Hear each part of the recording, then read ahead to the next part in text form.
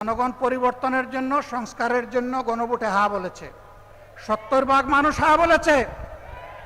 গণভোটকে আমরা অপমান করতে দেব না। ইনশাআল্লাহ গণভোটের গণরায় বাস্তবায়ন করেই আমাদের আন্দোলন ইনশাআল্লাহ সফলতার দ্বার প্রান্তে পৌঁছবে। বাংলাদেশে আমরা আর কোনো ফেসিবাদ চাই না। আমরা দুঃখের সাথে বলতে বাধ্য হচ্ছি, তারাও মজলুম ছিলেন।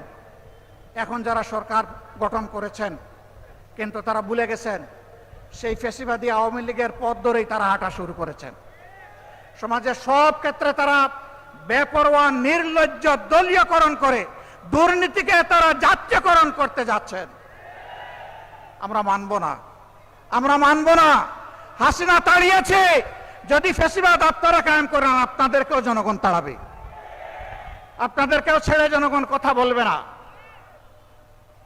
ভালোই ভালোই আপনারা মেনে নিন, যদি না মানেন তাহলে ইনশাআল্লাহ তাআলা লাজিম এই দেশের মানুষ জীবন দিয়ে পঙ্গুত্ব বরণ করে গুলি খেয়ে শিখে নিয়েছে মুক্তির পথে কিভাবে হাঁটতে হয়।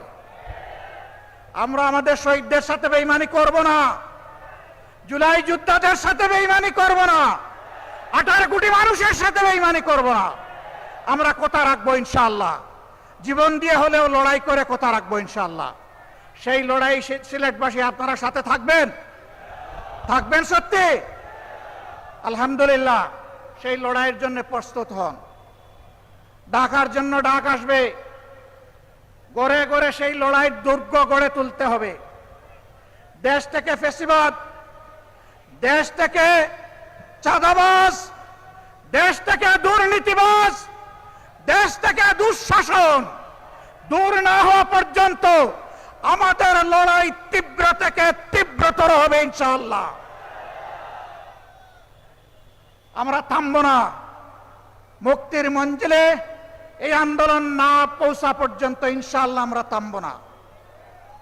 আমি জাতীয় নেতৃবৃন্দকে সিলেটবাসীর পক্ষ থেকে আন্তরিক ধন্যবাদ এবং কৃতজ্ঞতা জানাচ্ছি।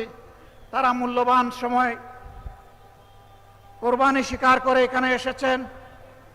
তারা অনুপ্রাণিত করেছেন সিলেটবাসীকে, তারা উদ্বুদ্ধ করেছেন, তারা কথা দিয়েছেন জনগণের দাবি আদায় না হওয়া পর্যন্ত আমাদের লড়াই ঐক্যবদ্ধভাবে চলবে।